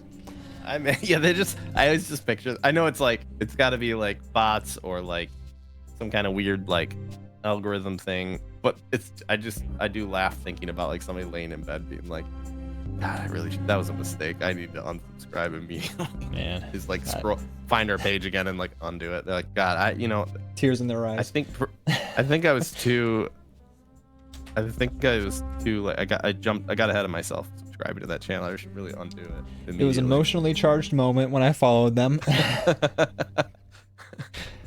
had a bad day. I went on a bad date, followed this YouTube channel I shouldn't have. And the reason that's funny to me is because every YouTube channel I've ever subscribed to, I subscribe and then I pretty much like I'll watch their stuff, but even if they never post it again, I would forget about it. And it's usually like 5 years later, I'm like, oh yeah, this channel that I subscribed to, it's not really my thing anymore. Unsubscribe, but it's never like it would never be within like a month. If you get a subscribe from me, you have a guaranteed like 3 years of subscription before I realize there you go that I'm subscribed to something I'm not into anymore. So I just forget about you. Yeah, I mean, I follow Adam Savage on YouTube. I have watched 2 of his videos. Still subscribed. Yeah. You're just waiting for him to put a cannonball through somebody else's. Yeah, that's what I'm waiting for. I watched him. Hold now. It'll be awful. I'm trying to wait till he accidentally kills somebody. Yeah, I mean, I've watched him have like the ones that I have watched. I mean, here's the thing: his channel does include him making stuff, and that I'm very intrigued by. Yeah, I actually like Adam Savage. He's cool. I like Mythbusters a lot. I used to watch it a lot back in the day. But I've watched like 3 of his videos, and one of them was about they had a lightsaber from Star Wars, like one of the props, and I was like, I want to fucking see what what the lightsaber prop looked like. And it was very cool, actually. But yeah, I'm still subscribed to him, even though I've watched a bare minimum of his content. So it's like, it's once you're in for a while for me. Yeah. Give you some time to hang out in my subscription feed. Until your thumbnails gross me out with their weird like Photoshop faces, with weird like the whites of your eyes and the teeth are like Mr. Beast like thumbnail, weird scary shit. Then you get unsubscribed because I just don't want to look at that. I mean, is this relatable? This thing? I'm making faces. I've been making faces this whole time. Oh, I was looking. Sorry. It's okay. I was making thumbnail faces. Heard some mouth noises. Got it. Heard me like smacking my headphones. Yeah, I was staring like. Yeah. Check us out on Instagram. Tomorrow we will be streaming once again around this time, doing Empty Head Buffet once again. Yeah. Yeah. And then also follow us on all the other stuff. We have a after we just trash talked it. We have Instagram, we have Twitter, we have TikTok. I feel like we fucking hate social media, but we are on it. That's right. We have to play the game, or else we just scream into the void. Aside from that, I don't know. Play with us on Diablo sometime. Yeah. Join the demon clickers. That's the demon clickers. I love your message of the day. Now I haven't changed it just because it's kind of perfect. It's so good. It's exactly what I wanted out of our clan. I don't want anything to change. I mean, you can't really do it. Some games give you like perks and bonuses for having a clan. Diablo doesn't really have that, at least not yet. So I'm just kind of like, whatever. Yeah. This has served its purpose now. It's funny. Yeah. But yeah, we'll take it. I'll take applications. If anyone wants in, you're in. That's pretty much it. That's the process. If you want in, you're a demon clicker, baby. In. Yeah. Join the demon clickers. Xenoots says, love you fuckos. Good night. We love you too. Thanks for watching. Love you too, Xenoots. Have a good night. Yeah, and check out Empty Head Buffet stream tomorrow. Watch the Empty Head Buffet shorts. And then get ready, because DrawBomb Tonight. Do you think we can finish the assets for DrawBomb Tonight by August? Yeah. Let's shoot for it. Cool. Also, how do you feel about this ProgressFest? How do you feel like it went for you? I mean, like how every episode of DrawBomb put you on the spot. I talked a whole bunch. I was curious if you'd say that. I've been pretty focused on my own stuff, so I haven't really seen like what you've done or not done. So I'm not trying to call you out. I was just curious. Oh no, I've gotten 3 frames done. This will be my 3rd frame being done, which is, hey, 3 frames done is 3 frames done, you know?